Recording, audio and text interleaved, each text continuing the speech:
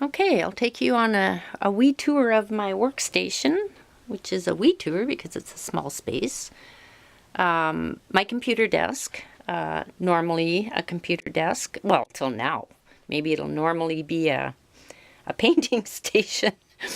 But I have this lovely little train case, makeup case, that has pretty much everything I could possibly want for painting, drawing, of any size that I could want.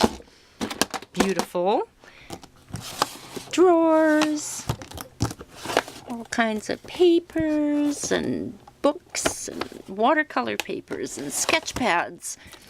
Like I said, and now that I live in a small space, I will undoubtedly concentrate on small paintings, of which maybe this one will be one of the largest ones I'll probably paint while we're living in this motorhome, which I call Gracie.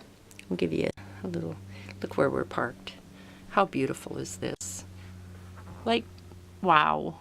Just gorgeous. Beautiful day out there. A little bit smoky from the BC wildfires. But yeah, I have everything I could possibly want right here. So, in my trusty little train case, I have another little jar. It fits so much stuff. I've got like 6 of these. So I'm just going to put, this stuff is, in my world, very expensive. So I definitely don't want to waste it. I had one in the motorhome when we left during the winter and went to the Philippines, and when I came back, my masking fluid, which was almost full, this is like a $25 bottle, got it cheaper, but $25 bottle, was almost full when I left and just ruined. Just hard as a rock when I came back. So, anyway, I am just going to paint in all the lines. Maybe I'll give you a close-up to show that you can buy pink, which is much more visible, but this is, I find, just the right amount of color to let me know that I have actually applied it where I wanted it. Okay. Oh, wrong one. And get that stuff off there.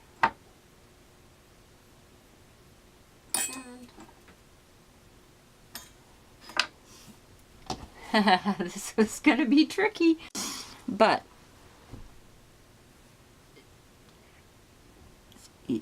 it's going to drip, so I'm not going to hold it here much longer. And yes, done. Deal. Okay.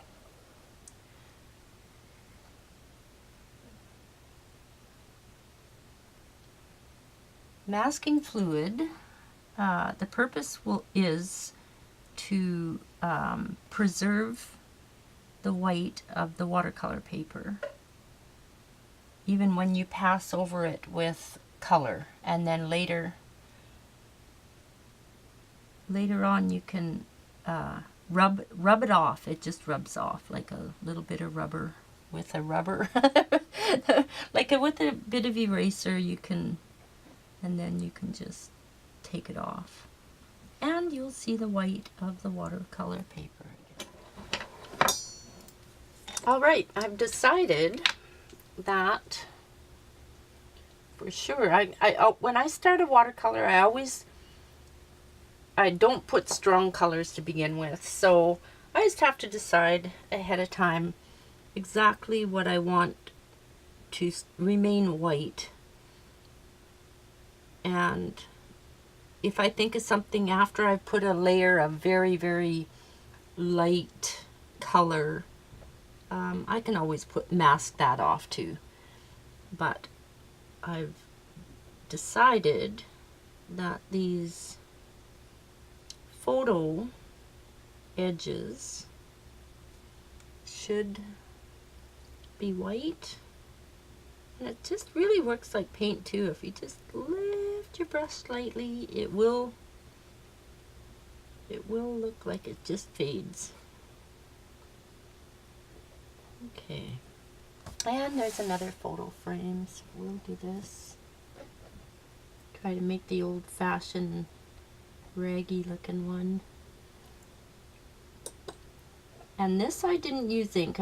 This is just pencil. So once the painting is done, if it's just pencil and you erase, a lot of the dark pencil lines can disappear. Okay. So I can see pencil lines underneath my masking fluid, but I know I can get rid of those later. Okay. Oh, and I did remember one more thing I was going to do. See? Awesome. Okay. I remembered a few other things I was going to mask off, so I will turn off the camera and continue. All right. I have masked off a little bit on the compass thingy, all the words, the white borders on the whole painting, and on the photo stuff. I've done my Bible verse, and what else? And the Fibonacci curly sequency thing right there. So that's what it looks like, and I think the next step is to add a little bit of color.